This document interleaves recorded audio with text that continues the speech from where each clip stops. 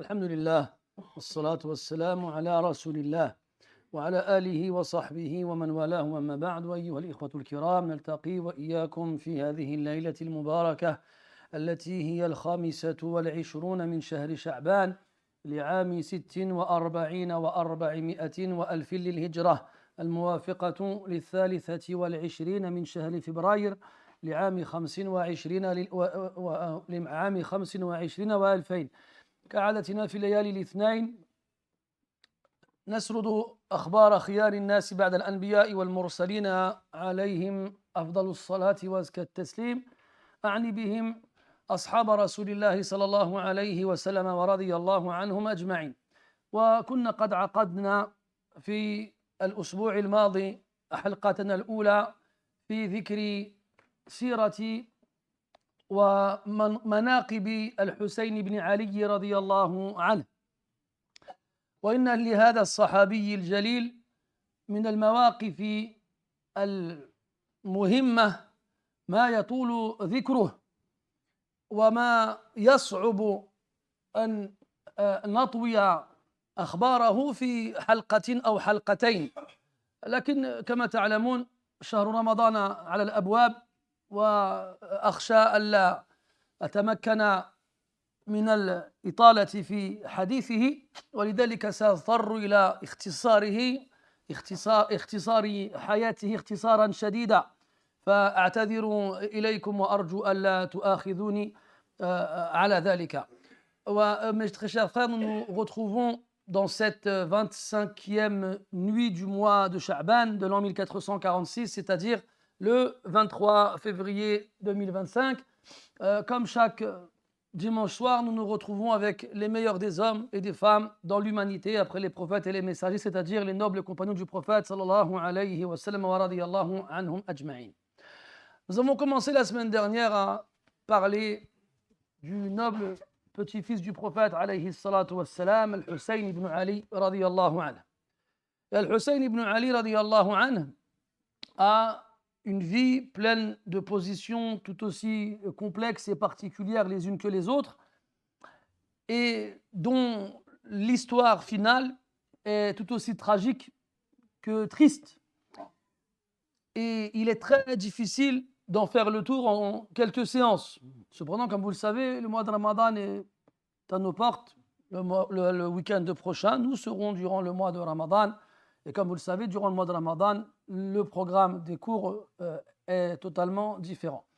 Je vais donc être contraint, malheureusement, de résumer au maximum cette vie et cette histoire pour essayer de la clôturer ce soir, Inch'Allah ta'ala. Je m'en excuse et j'espère que vous ne m'en tiendrez pas rigueur.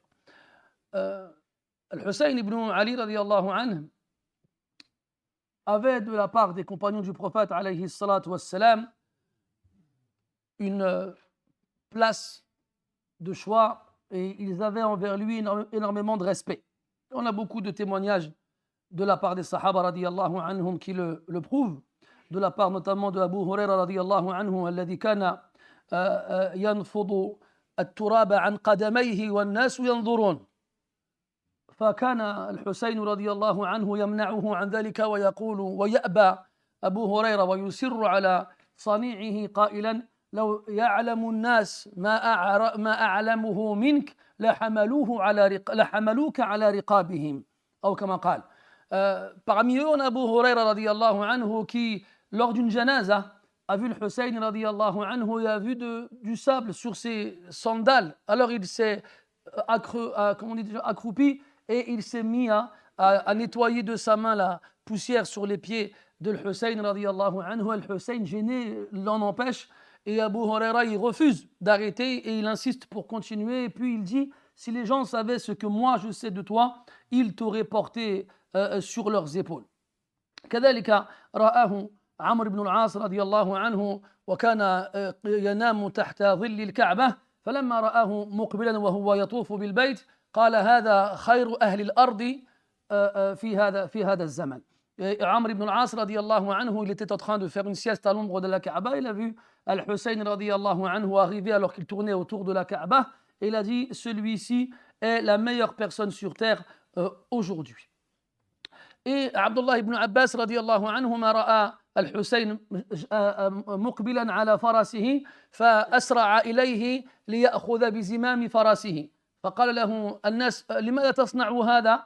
قال هكذا أمرنا أن نفعل بكبرائنا إلى غير ذلك. Abdullah ibn Abbas radiallahu anhuma, il a vu Al-Hussein arriver sur son cheval, alors il s'est précipité pour attraper les rênes de sa monture, et quand les gens l'ont vu se comporter ainsi, ils lui ont dit pourquoi est-ce que tu fais cela? Il a dit Hadani ou Hada ibn Rasulillahi sallallahu alayhi wa sallam. Avez-vous oublié que cet homme-là est le petit-fils du prophète alayhi as-salatu was-salam? Et il a dit aussi que c'est ainsi qu'on nous a ordonné d'agir avec les grands parmi nous. Et كان الحسين يأتي كل عام معاوية رضي الله عنهما وكان معاوية رضي الله عنهما يكرمه بعطاء كل عام لكن كان الحسين شديد الرد على معاوية مما أثر ذلك في نفسه فقال له بعض الحاضرين عيره في قول ينشر بين الناس فقال هذا الرجل ليس موضعا للعيب إلا أن أكذب. Et Muawiyah radiallahu anhu honorait Al-Hussein régulièrement, et tous les ans Al-Hussein radiallahu anhu, après la mort de Ali son père, il venait avec son frère Al-Hassan à visiter Muawiyah en Syrie à Damas, et à chaque fois Muawiyah leur offrait de grands cadeaux.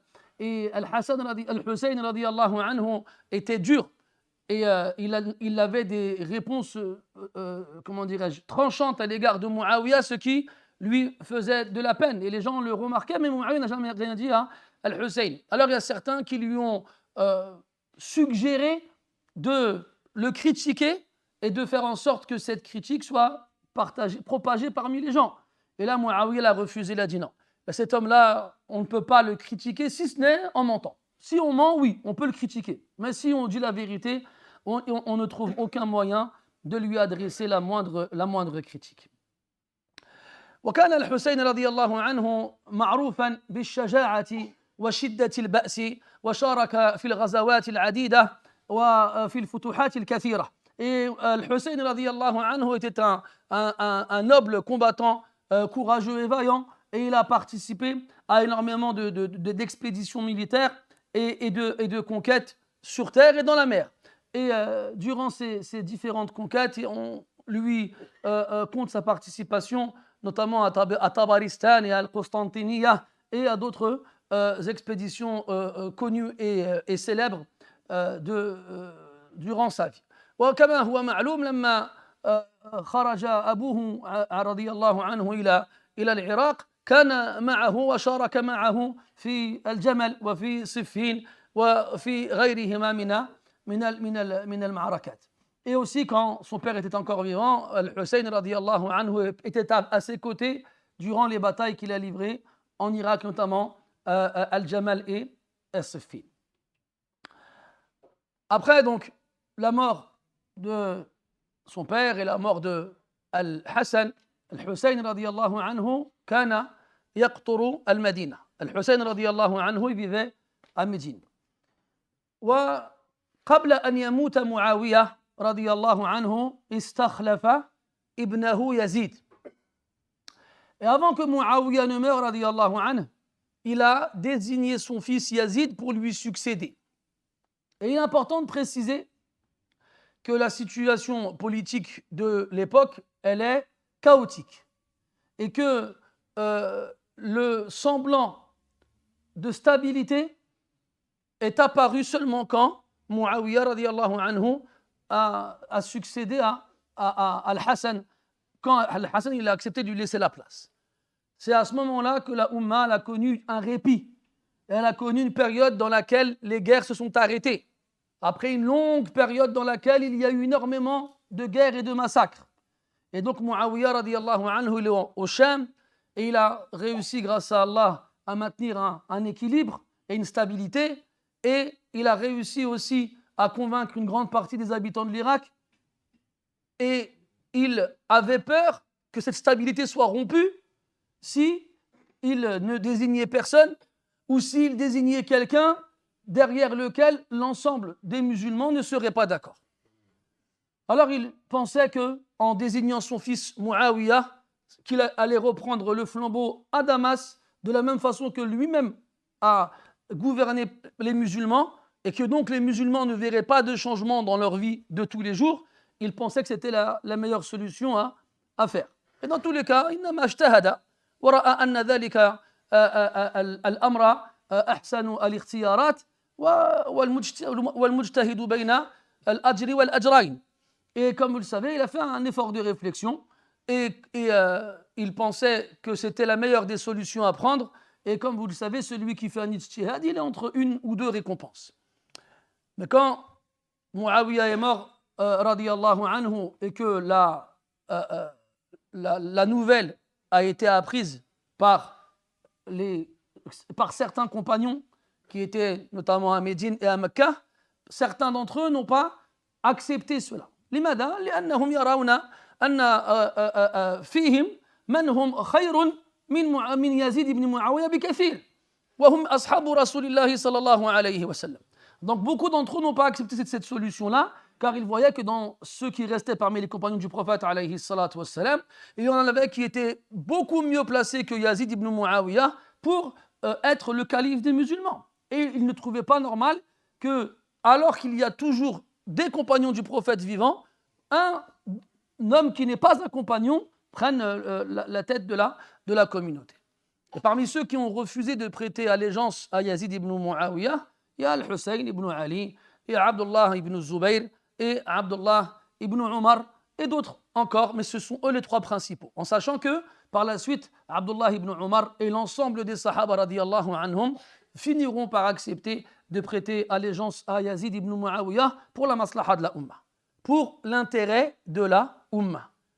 Donc je pense quand même que des gens comme Abdullah ibn Omar, Abdullah ibn Abbas, Abdurrahman ibn Abi Bakr et d'autres qui sont très nombreux et qui étaient largement légitimes pour occuper cette place-là, حتى قالوا أن ابن عمر كان شيخ الصحابة في ذلك الزمن.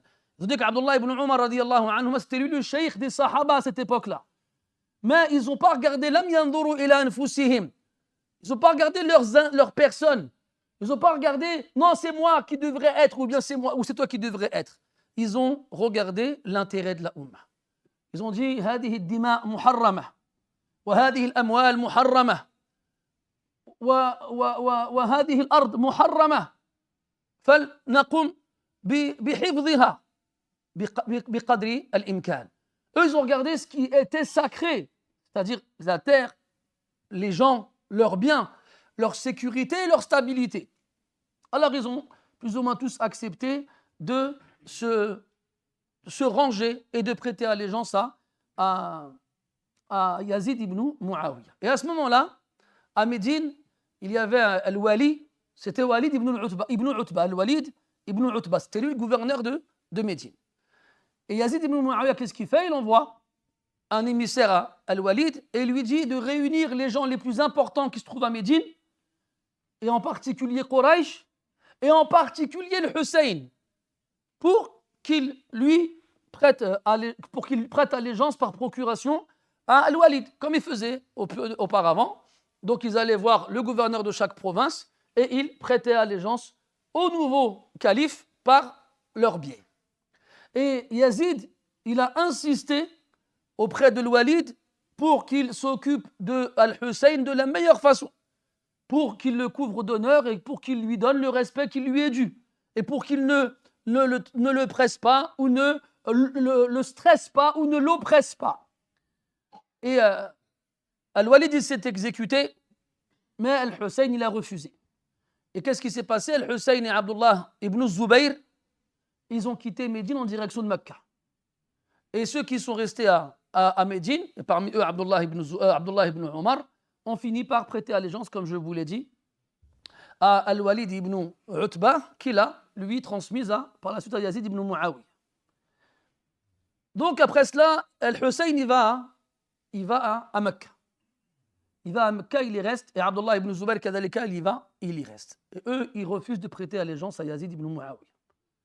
Eux, ils voient que ce n'est pas à lui de représenter la Ummah. Et au même moment في الوقت ذاته وبينما هم كذلك إذ بالخبر قد بلغ أهل الكوفة فجعلوا يكاتبون الحسين ويخبرونه أنهم في انتظاره ويواعدونه بنصرته وبحمله على رقابهم وبجعلهم أميرا لهم وبأنهم سيطيعونه ولا يخالفون له أمرا إلى غير ذلك. فوصلت إلى الحسين العديد من الرسائل قد كتبها كبراء أهل الكوفة يخبرونه ويقولون له مثل هذا الكلام كأنهم كتبوا على يد رجل واحد. Au même moment, en Irak, quand ils apprirent donc la mort de Muawiyah et que son fils Yazid lui avait succédé, alors ils se sont mis à envoyer des lettres à Al-Hussein. Ils lui envoient des lettres dans lesquelles ils lui disent qu'ils sont prêts à l'accueillir en Irak et ils lui font des promesses comme quoi ils lui porteront secours et comme quoi ils le porteront sur leurs épaules et qu'ils feront de lui leur gouverneur et qu'ils lui obéiront et qu'ils marcheront derrière lui, etc. etc. Il a reçu un nombre de lettres tellement important qu'il a rempli avec 2 grands sacs. Et lui, il voit tout ça et il a avec lui donc des proches qui connaissent Ahlul Iraq, Ahlul Al-Koufa, ala wajh al-khusus, en particulier les gens de Al-Koufa.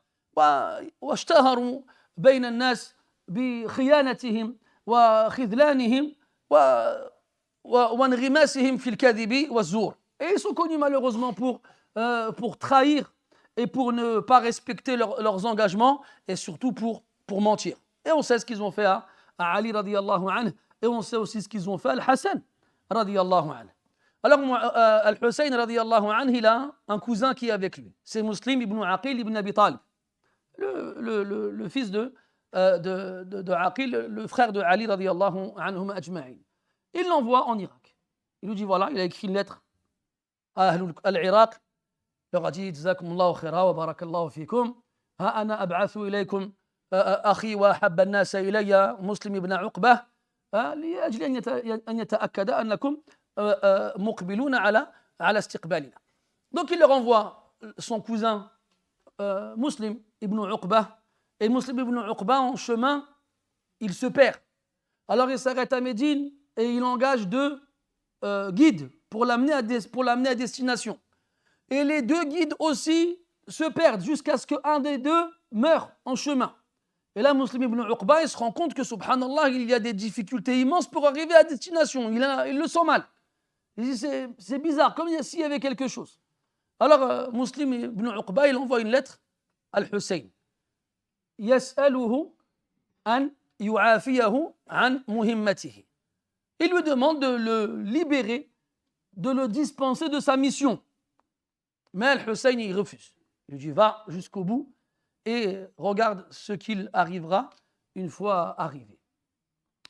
Muslim ibn Uqba, il arrive finalement en Irak et là, il est accueilli, selon les versions, par 4000 personnes, d'autres qui disent 12 000 personnes, et ils lui promettent tous de prêter allégeance à Al-Hussein une fois arrivé.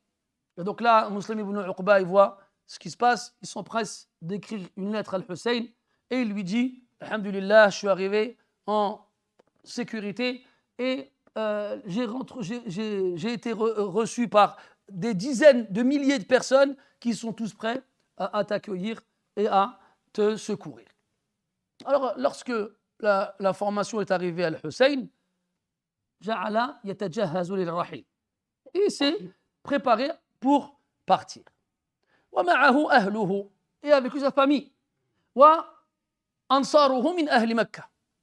Et kadhalika certains de ses secoureurs parmi les gens de la Mecque. مع العلم يا إخواني أنه تعاقب على الحسين العديد من الناس من الصحابة والتابعين كل واحد منهم ينصح له ويحذره من اللحاق بأهل الكوفة ويذكرونه بخيانتهم المعروفة والكثيرة وبخذلانهم لأوليائهم وبأنه سيشق عصا المسلمين وأنه سيخرج على إمام المسلمين وأنه ربما يؤدي ذلك كله إلى هلاكه فأبى إلا أن يخرج. en sachant qu'il y a énormément de gens qui ont été voir Al-Hussein radiyallahu anhu.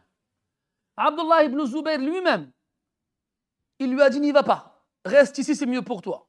Abdullah ibn Abbas, il est venu le voir et plusieurs fois il lui a parlé. Il lui a dit n'y va pas, reste ici, ils vont te trahir, ils ne vont pas te secourir, ils vont être la cause de ta perte. Muhammad ibn al-Hanafi a son propre frère, l'autre fils que Ali radiyallahu anhu avait. Il a été le voir plus de 3 fois.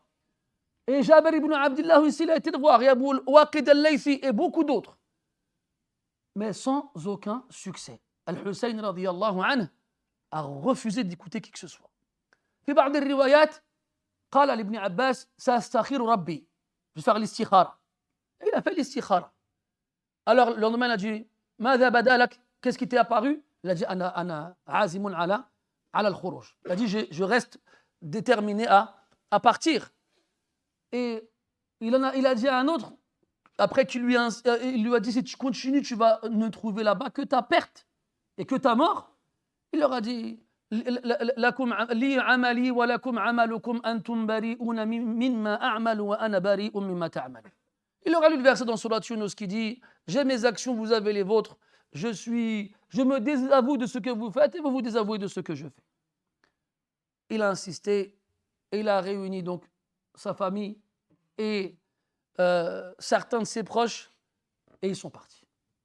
Et une fois arrivés à la proximité de Médine, Abdullah ibn Umar radiyallahu anhuma, il sort pour lui, encore une fois, lui dire de ne pas partir. Et pareil, il lui dit que tu ne trouveras que ta faim et tu ne trouveras absolument rien. Et il ne faut pas leur faire confiance et ainsi de suite, ainsi de suite. لكنه أصر وأبى إلا أن يواصل السير. Mais il a insisté et il a persisté jusqu'à continuer. وتساءل العلماء عن سبب إصراره على السير وعدم إرادته البقاء بمكة. فقد جاءت بعض الروايات تخبر أنه خشي أن يستحل يزيد مكة ليقتله. Il y a les savants qui se sont interrogés sur la raison pour laquelle Al-Hussein radiyallahu anhu il a refusé d'écouter l'ensemble des gens qui sont venus nous voir. Et ils sont vraiment très nombreux. Et il faut savoir que certaines versions des hadiths, nous disent que Al-Hussein radiyallahu anhu avait peur que Yazid ibn Muawiyah envoie une armée à Mecca et qu'il attaque Mecca parce qu'il s'y trouve et qu'il donc ne respecte pas la sacralité de Mecca. ويظهر من صنيع يزيد أنه لم يكن ليفعل. Et il apparaît, wallahu ta'ala a'lam, de la part de Yazid qu'il n'aurait pas agi ainsi.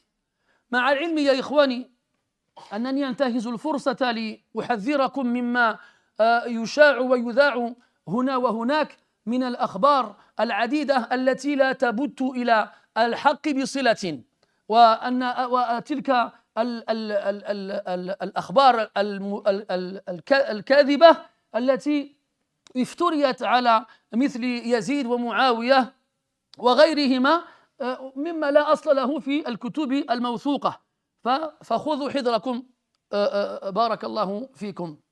Et j'en profite mes frères pour vous rappeler de faire très attention aux nombreuses informations qui sont propagées ici et là, encore plus aujourd'hui à l'époque du multimédia, où on entend tout et vraiment n'importe quoi sur Muawiyah et son fils, et sur des histoires complètement inventées et fabriquées qui n'existent dans aucun livre d'histoire certifié et confirmé. Après, je ne vous dis pas que ces histoires-là n'existent pas du tout, c'est-à-dire on ne les trouve dans aucun livre. Non, on les trouvera dans certains ouvrages. Maintenant, est-ce que ces histoires-là, elles ont des origines, ou bien est-ce qu'elles sont à prendre en compte? Là, c'est une autre question. Et les grands historiens de notre communauté, comme Al-Hafid ibn Kathir, ou bien Al-Dhahabi, ou bien d'autres, eh bien, ils ont parlé de ces choses-là. Et ils ont bien fait attention à expliquer que la plupart des informations qui sont rapportées à ce sujet-là sont fausses. Al-Muhim, Al-Hussein radiyallahu anhu, il continue son chemin. Et pendant ce temps, Yazid, il envoie un amir en Irak. Il s'appelle Ubaydullah ibn Ziyad. Et Ubaydullah ibn Ziyad, c'est un gouverneur tyrannique. Et on va le voir dans sa façon de gérer le conflit. Et Ubaydullah, la première chose qu'il fait, c'est qu'il recherche l'endroit où se trouve Muslim ibn Uqba, Muslim ibn Aqil, celui que le cousin de Hussein qu'il a envoyé en Irak pour être sûr que les Irakiens qui lui ont envoyé des lettres de soutien étaient véridiques et qu'ils allaient vraiment lui porter secours. Et هذا الرجل Muslim ibn Aqil radiyallahu anhu rahimahullah, il s'était réfugié chez un homme qu'on appelle Hani ibn Urwa. Et Ubaydullah ibn Ziyad, quand il a appris que Muslim il était chez cet homme-là, Hani, il a envoyé des soldats chez lui et il l'a fait capturer. Il l'a fait capturer et il l'a mis en prison. Alors, Muslim ibn Aqil, qu'est-ce qu'il fait? Il va voir les Irakiens qui, justement, lui avaient promis de prêter main forte à Al-Hussein une fois arrivé. Il leur dit, voilà, mon hôte a été capturé, venez m'aider à le libérer. فاجتمع 4000 مقاتل معه وحاصروا قصر عبيد الله. Donc, en quelque temps, 4000 hommes se sont réunis autour de lui et ils ont été encerclés le palais de Ubaydullah ibn Ziyad où était capturé Hani ibn Uqba. Et au même moment, chez Ubaydullah ibn Ziyad, il y avait des grandes personnes importantes de l'Irak avec qui il négociait. فجعل يعدهم بعطايا كثيرة ويخوفهم بجيش الشام ويهددهم بالقتل إن بقوا بجنب مسلم ibn Aqil. Il a commencé à les soudoyer en leur promettant de nombreux cadeaux. Puis il les a dissuadés de rester aux côtés de Muslim ibn Aqil en leur disant que l'armée de Yazid arrivait et qu'ils seraient les premiers à être exécutés. Alors eux, ils ont dit, on se retire. Ils sont sortis du qasr de Ubaydullah ibn Ziyad et ils ont commencé à parler aux 4000 qui étaient avec Muslim ibn Aqil et chacun, il connaissait des gens de sa famille qui étaient dans les 4000. Il lui dit, viens toi, viens avec moi. Et lui aussi, et lui aussi, et lui aussi. En quelques instants, il ne resta avec Muslim ibn Aqil que 30 personnes. Et en quelques instants, quelques minutes plus tard, il est resté tout seul. Baqiya wahda. Il n'y avait plus personne avec lui. فجعل يمشي وحيدا في سكك الكوفة لا يدري أين يذهب. Alors il s'est mis à marcher tout seul dans les rues de Al-Koufa sans savoir où aller. فقرع بابا ففتحت له الباب امرأة فقالت له ما شأنك فقال إني عطشان فهل من ماء فجعلت تسقيه. Alors il a frappé une porte comme ça. Une femme lui a ouvert. Elle lui dit, qu'est-ce que tu veux? Il lui dit, j'ai soif, donne-moi à boire. Alors elle lui donne à boire. Et alors qu'il boit, elle lui dit, Man ant? Elle lui dit, Man ant? Qui es-tu? Il lui répond, je suis Muslim ibn Aqil, le cousin de Hussein ibn Ali. Il lui raconte l'histoire. Et au même moment, il y avait son fils, Adil Mar'a, waqifun bil bab yastami'u ila hadithi. Il était en train d'écouter ce que le Hussein disait, ce que Muslim ibn Aqil disait, et quand il a entendu que c'était Muslim ibn Aqil, qu'est-ce qu'il a fait? Il est parti voir Ubaydullah ibn Ziyad. Et il lui a dit, Inna Muslim ibn Aqil bi baytina. Il est chez nous. Alors, Ubaydullah ibn Ziyad, il envoie des soldats là-bas et il le capture. Et il y avait chez Ubaydullah ibn Ziyad, il y avait Omar ibn Sa'd ibn Abi Waqqas. Et quand Muslim il l'a vu, parce que c'était lui qui lui était le plus proche en lien de parenté parmi tous ceux qui étaient présents. C'est le fils de Sa'd ibn Abi Waqqas, c'est un Qurashi, et lui c'est un Qurashi aussi. Ils ont donc son cousins, des cousins éloignés. Et là, Ubaydullah ibn Ziyad, il dit à Muslim ibn Aqil, Ma ja'abik, pourquoi tu es venu? Alors il lui dit, voilà, c'est le Hussein qui m'a envoyé, il lui explique pourquoi il est venu. Après, il lui fait, Ala tubay'ani Yazid? Vous n'allez pas prêter allégeance à Yazid? Et la Muslim, il lui dit non. Et là, Ubaydullah, il ordonne à ce que Muslim soit emprisonné. Et Muslim, il sait qu'il n'allait pas sortir vivant de la prison. Alors, il a dit à Omar ibn Sa'd ibn Abi Waqqas d'aller voir Al-Hussein et de lui dire de ne surtout pas venir en Irak. فإنهم خذلوني وتركوني إلى أن سأقتل في هذا القصر. Il a demandé à Omar ibn Sa'd d'aller prévenir Al-Hussein de ne surtout pas venir après ce que les Irakiens lui ont fait comme traîtrise. Et 20 nuits plus tard, قتل مسلم ibn Aqil. قتله Ubaydullah ibn Ziyad. Et 20 nuits plus tard, à peu près, Ubaydullah ibn Ziyad, il a fait exécuter Muslim ibn Aqil, le cousin de Al-Hussein ibn Ali. Donc, entre-temps, l'information parvient à Al-Hussein. Et Al-Hussein, il est en train d'approcher de l'Irak. Là, encore une fois, les gens qui l'accompagnent, ils s'arrêtent, yushawiruhum. Mada tarawn, qu'est-ce que vous voyez? Qu'est-ce que vous pensez qu'on doit faire? Et aktharuhum, ils ont dit quoi? Continue. Anta lasta ka muslim. Idha ra'awka rubbama haqqaqu wu'udahum. Ils ont continué de l'inciter à aller jusqu'à la destination. Il dit, toi, tu n'es pas, lui, il n'est pas comme toi. Toi, tu es le Hussein ibn Ali, le petit-fils du prophète, alayhi salatu wassalam. Toi, quand ils vont te voir, ils ne te feront pas la même chose. Et il continue. Asarra ala as-sayr. Al-Muhim, il continue. Et là, Ubaydullah, bien sûr, ibn Ziyad, il sait qu'ils arrivent. Alors, ils prennent des dispositions. Ils commencent à éparpiller les armées aux entrées et aux sorties de l'Irak. Et ils commencent à empêcher les gens d'entrer et de sortir comme ils veulent. Et ils envoient aussi des soldats un peu partout pour dire aux gens, le premier qui sort quand Al-Hussein viendra, il sera considéré comme un renégat, un rebelle. Et on ne fera pas de différence entre eux. Quand les gens ils ont vu que les menaces étaient sérieuses, qu'est-ce qu'ils ont fait? Ils sont restés chez eux.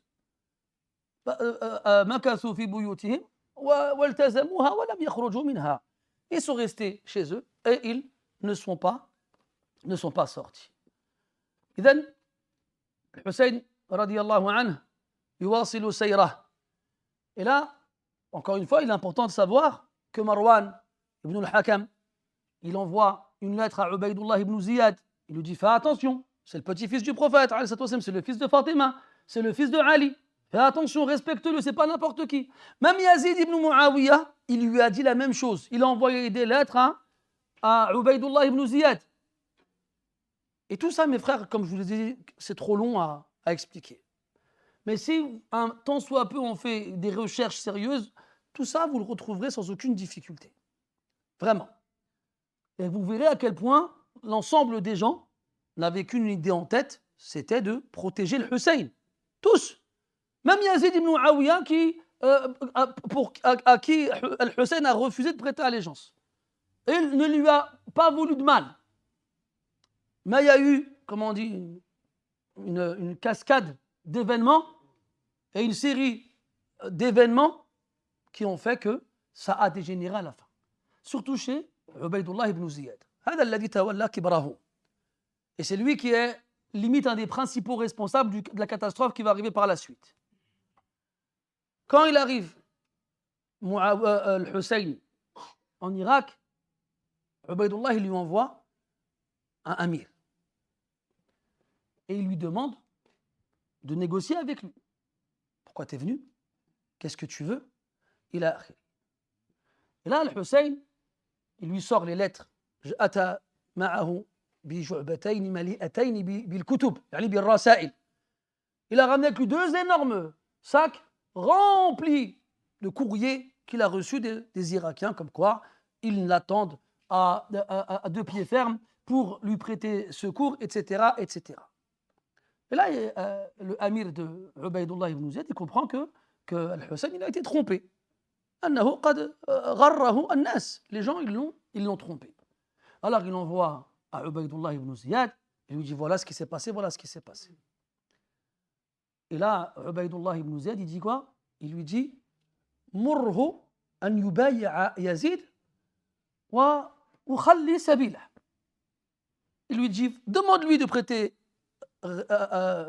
allégeance à Yazid et je le laisse partir. Hussein n'a pas voulu. ما أراد الحسين. Pourquoi il n'a pas voulu? Hussein, il était à Médine. مكررا معززا. مكرما معززا. T'es honoré, chéri par l'ensemble des musulmans. Il a refusé.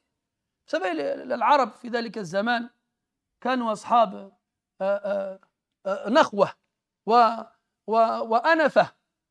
ما كانوا يرضون بالدون، لا سيما إن كانوا من أصحاب القبائل الشريفة وهو من أشرف القبائل عليه رضوان الله. Vous savez, les Arabes, ils ont un code d'honneur. Et quand on sait que le Hussein, radiallahu anhu, il était à Médine, honoré et choyé par l'ensemble des musulmans, et dans cette position-là où il ne craignait rien ni personne, il n'a pas accepté de prêter allégeance. Ce n'est pas dans cette circonstance-là qu'il va le faire.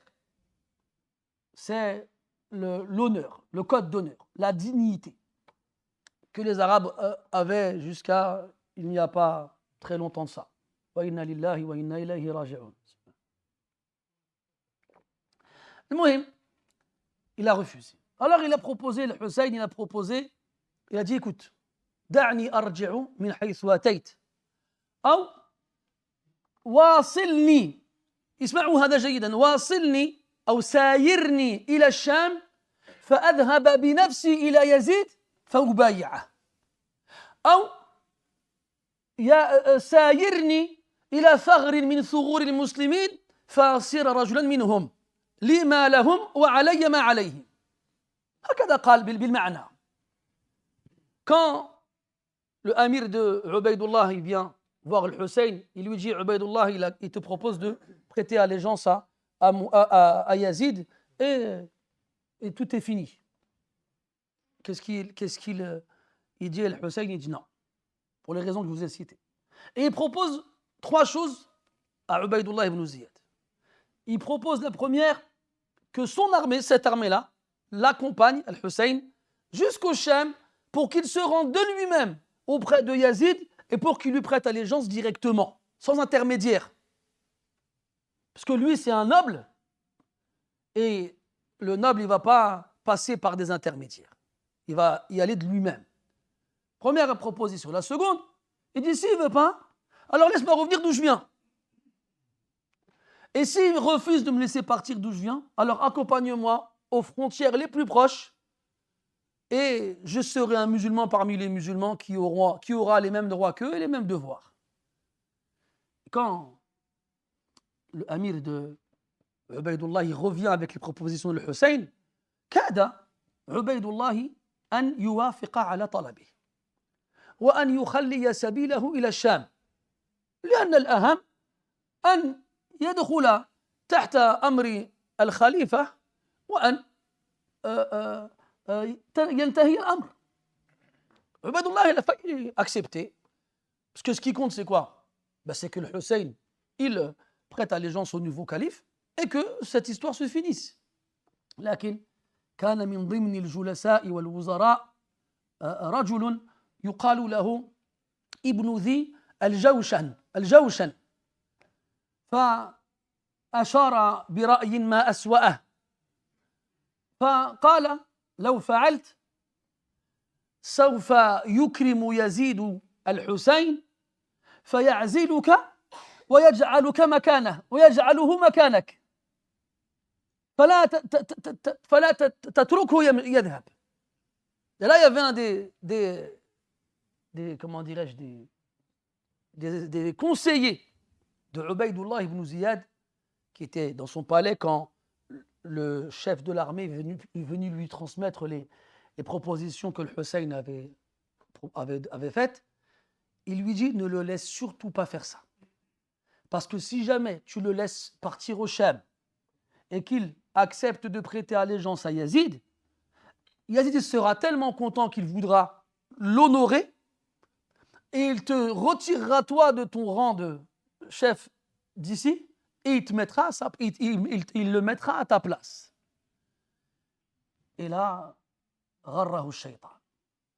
Et c'est ici que le diable il a trompé Ubaydullah ibn Ziyad. Et c'est là que Ubaydullah ibn Ziyad il a refusé de laisser partir Al-Hussein. Et là donc il envoie un émissaire au amir de Jaysh et il lui dit انظروا إلى هذا كذلك هدده بتخريب بيته وبقتله إن لم يقم بقتال الحسين.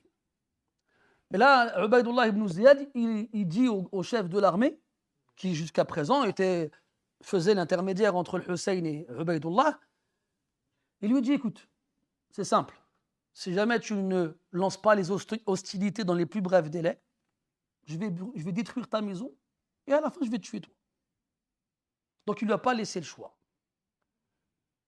Et subhanallah, لما استعد الجيشان للقتال أو قبل ذلك جمع الحسين أهله ومن أتى معه وقال من أراد منكم أن ينصرف فلينصرف. فانصرف جلهم وأكثرهم سوى أبناء مسلم بن عقيل الذين كانوا معه فقالوا قتل أبونا فلنمت على ما مات عليه. فقال الحسين كيف أتركهم وقد جاءوا ليموتوا معي فكيف لا أموت معهم. Bien sûr, le Hussein, radiallahu anhu, avant que tout cela ne finisse par se produire, il a réuni ceux qui l'ont accompagné. Il leur a dit, écoutez, là on arrive au point de non-retour. Ceux d'entre vous qui veulent partir, qu'ils le fassent. Ils sont libres. Et la plupart d'entre eux sont partis. Et ne sont restés avec lui que 70 personnes. 70, c'est tout. Et parmi les 70, il y avait beaucoup de ses enfants et des membres de sa famille et des gens qui l'ont accompagné, qui venaient avec lui de Mecca.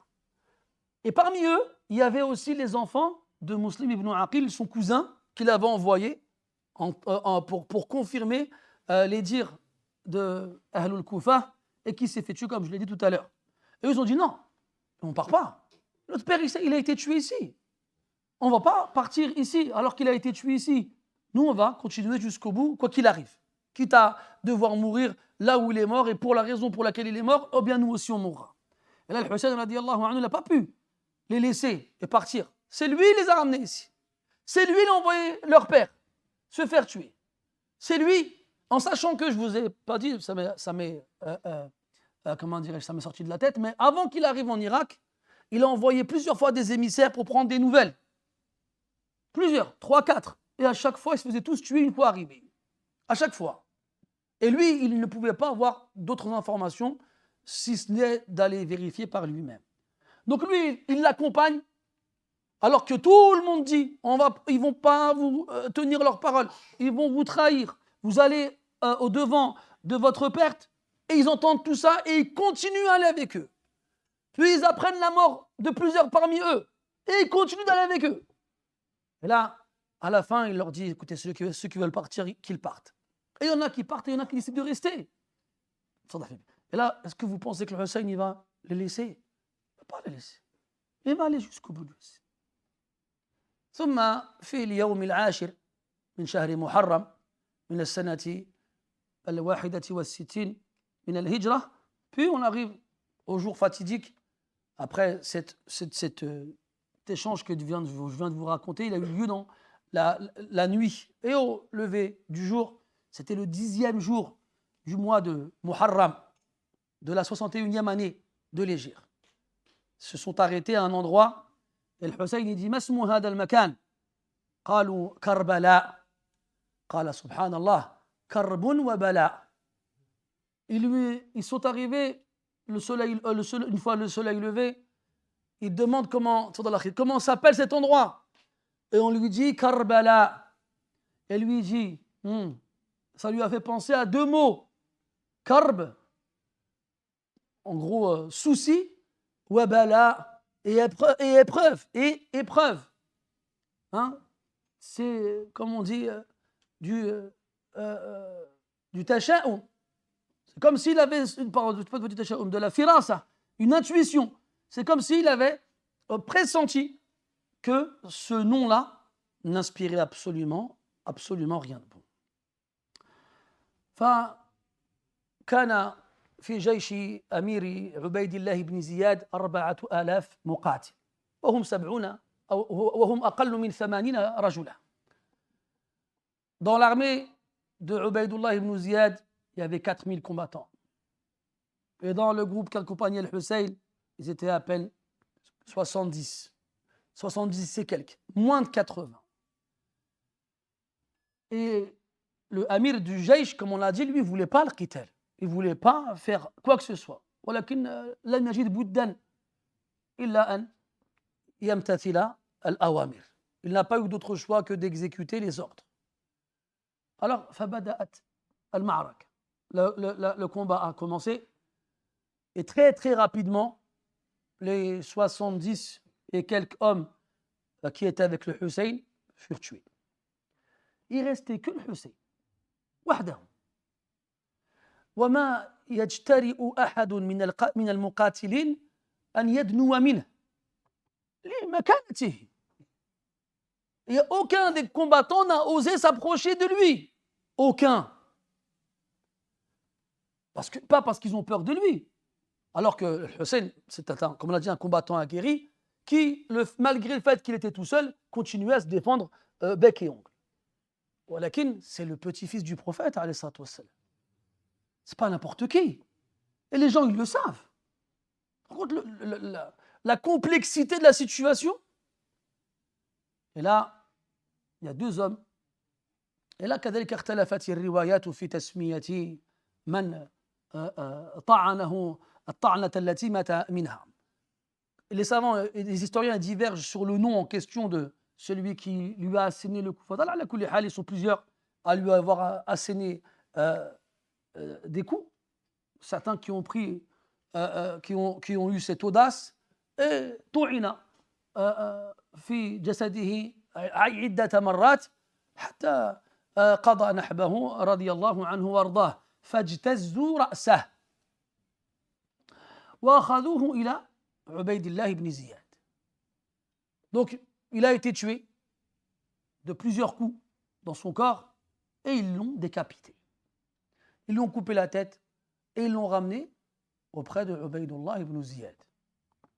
فأخذ عبيد الله بن زياد رأس الحسين بيده وفي الأخرى عود ينكت به رأس الحسين يجعله داخل فمه وتارة في إحدى منخريه ويقول سبحان الله ما رأيت كهذا الرأس حسنا قط. Et alors, quand ils ont ramené la tête de Hussein à Ubaydullah ibn Ziyad, il l'a prise dans sa main comme ça, il avait dans l'autre main un bâton. Et ce bâton, il le rentrait des fois dans la bouche de Hussein et des fois dans ses narines. Et il a dit cette phrase étrange. Il a dit, j'ai jamais vu un visage aussi beau que celui-ci. Plus tard, بلغت مقولته هذه بلغت أنس بن مالك رضي الله عنه فقال أنس والله كان من أشبه الناس برسول الله صلى الله عليه وسلم. Puis Anas, après avoir entendu ce que Ubaydullah ibn Ziyad il a dit à ce moment-là, il a dit والله s'il savait, il faisait partie de ceux qui ressemblaient le plus au prophète عليه الصلاة والسلام. ومما يحكى أن عبيد الله بن زياد أو قبل أن نذكر ذلك il faut savoir que لما بلغ خبر مقتله الناس أصيبوا جميعا وحزنوا حزنا شديدا ومنهم يزيد بن معاوية. فجعل يلعن ابن زياد ويقول أنه علم أنه لو تركه يأتيه لأكرمه ولما مسه بسوء. Et Yazid ibn Mu'awiyah fait partie de ceux qui se sont attristés de la mort de l'Hussein, comme toute personne qui a appris la mort de l'Hussein. Et il a dit, il savait très bien que s'il l'avait laissé venir jusqu'à moi, personne ne lui aurait fait le moindre mal. Et Ubaydullah ibn Ziyad هذا كذلك قتل بعد ذلك بزمان وكذلك جز رأسه. Lui aussi, Ubaydullah ibn Ziyad wal jaza'u min jinsil amal, il a été tué pas longtemps après et sa tête aussi a été décapitée. ولما دفنوه يوم دفنوه جاءت حية سوداء فتسللت بين الناس حتى دخلت قبره فدخلت في إحدى منخريه وبقيت داخل رأسه مدة ثم خرجت كما دخلت لا يدري الناس من أين أقبلت ولا أين اختفت ثم مرت بعد ذلك لحظات فأعادت الكرة مرة أخرى وفعلت كما فعلت في المرة الأولى. Il a été rapporté que Ubaydullah ibn Ziyad, quand il a été tué et décapité, le jour où il a été enterré, il y a une couleuvre qui s'est faufilée parmi les gens le jour de son enterrement et qui est entrée dans sa tombe et qui est rentrée dans son crâne par une de ses narines et qui y est restée un certain temps. Puis, elle est partie. Sans que les gens ne sachent d'où elle est venue, ni où elle s'est rendue. Et peu de temps après, elle est revenue une deuxième fois. Elle a fait exactement la même chose. Par contre, la deuxième fois, elle n'est pas sortie du crâne. Il a été enterré comme ça. على كل حال يا إخواني هذه القصة كما قلت لكم قبل قليل في الحقيقة ذات تفاصيل وطويلة جدا. Cette histoire, mes frères, elle est très détaillée et elle est très longue. ومخافة أن يدركنا الوقت وقد أوشك أن يصل إلى غايته. Comme on a dit, on n'avait malheureusement pas le temps de tout développer comme on le voulait à cause du peu de temps. Il est important de retenir que cette histoire est une succession de décisions et à la fin, ya ikhwani, ليقضي الله أمرا كان مفعولا. Toujours, Allah Ta'ala a décidé des choses et ces choses-là, elles doivent se produire. وقد روى ابن أبي شيبة أن النبي صلى الله عليه وسلم كان قد أخبر أن الحسين سيموت بجنب الفرات والفرات نهر يجري بالعراق.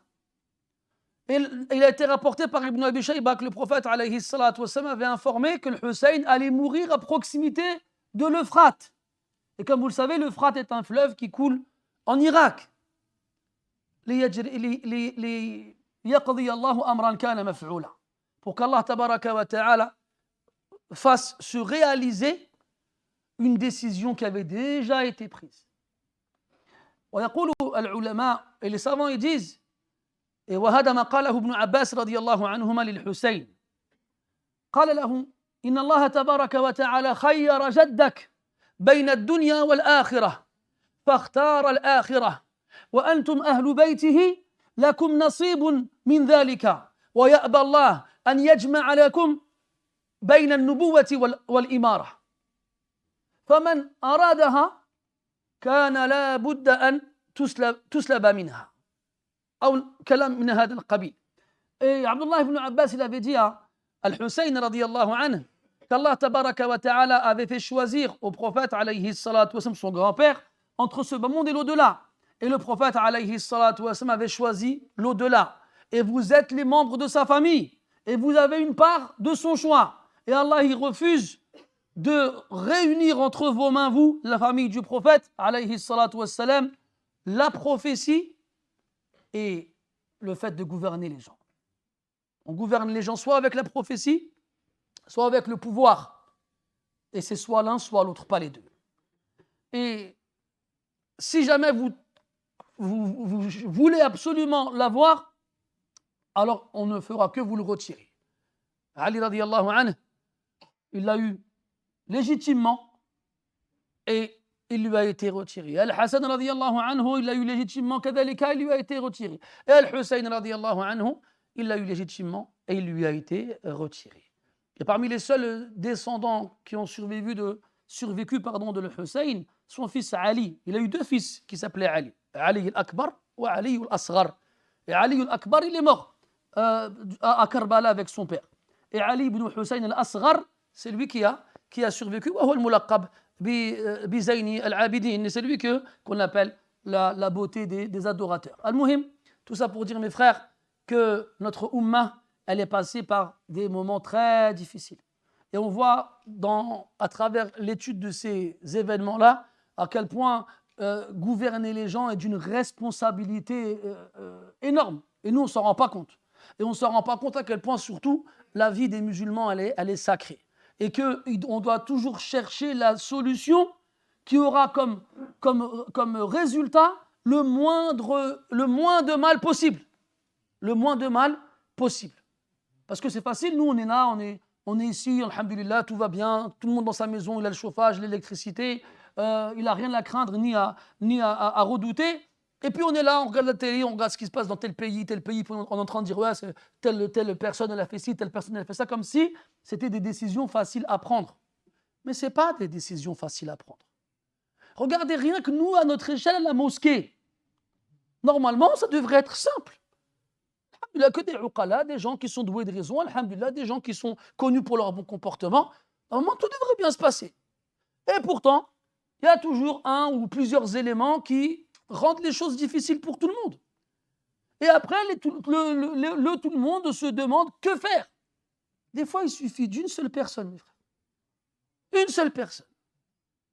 Souvenez-vous, le hadith, je finirai là-dessus, dans lequel le prophète il donne un exemple, alayhi salatu wassalam. Il dit l'exemple de ceux qui respectent les droits, les ordres d'Allah Azza wa Jal, et ceux qui ne les respectent pas sont comme un groupe de personnes qui montent sur un bateau. Mais ils sont trop nombreux pour rester tous au-dessus. Alors ils se séparent en 2 groupes.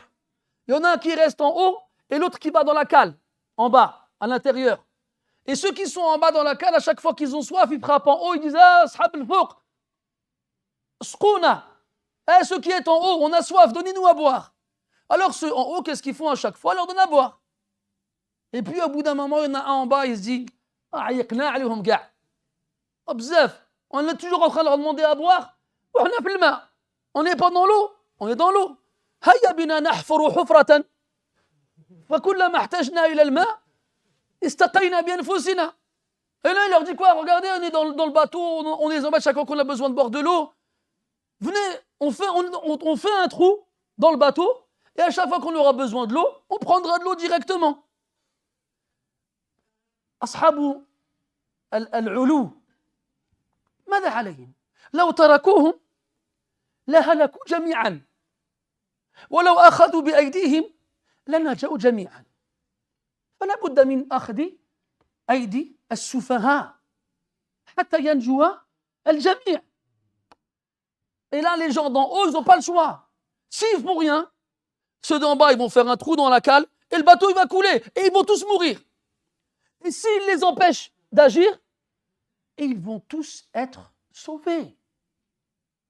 C'est comme ça. Des fois, on est éprouvé par des gens qui ne sont pas intelligents. Dans le verset avec Moussa alayhi salam dans surat Al-A'raf, Ata'khudhuna bima fa'ala as-sufaha'u minna?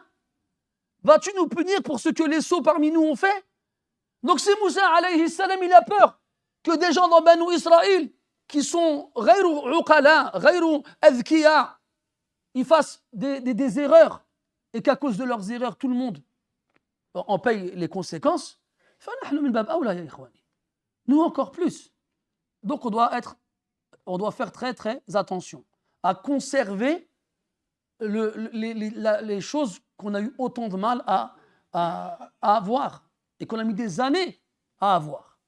فنسأل الله تعالى أن يوفقنا لكل خير وأن يعلمنا ما ينفعنا وأن يحفظنا من كل سوء. اللهم لا تؤاخذنا بما فعل السفهاء منا. اللهم لا تؤاخذنا بما فعل السفهاء منا اللهم احفظ لنا مسجدنا هذا، اللهم احفظه لنا أعواما عديدة وأزمنة مديدة. اللهم اجعلنا نجتمع فيه إلى يوم بعيد. اللهم اجعلنا نجتمع فيه ونحن نصلي لك ونقرأ كتابك. اللهم ها نحن قد أقبلنا على شهر رمضان، فاللهم أعنا على الصلاة والقيام في هذا المسجد يا رب العالمين. اللهم احفظه من كيد الكائدين، اللهم احفظه من شر الأشرار، اللهم احفظنا جميعا من كيد الكائدين. اللهم اجعلنا من أتباع أصحاب رسولك الكريم عليه أفضل الصلاة وأزكى التسليم، واجمعنا بهم في أعلى فراديس الجنان يا رحيم يا رحمن. سبحانك اللهم وبحمدك نشهد أن لا إله إلا أنت نستغفرك ونتوب إليك، وصلى الله على نبينا محمد وعلى آله وأصحابه أجمعين، والحمد لله رب العالمين، وبارك الله فيكم.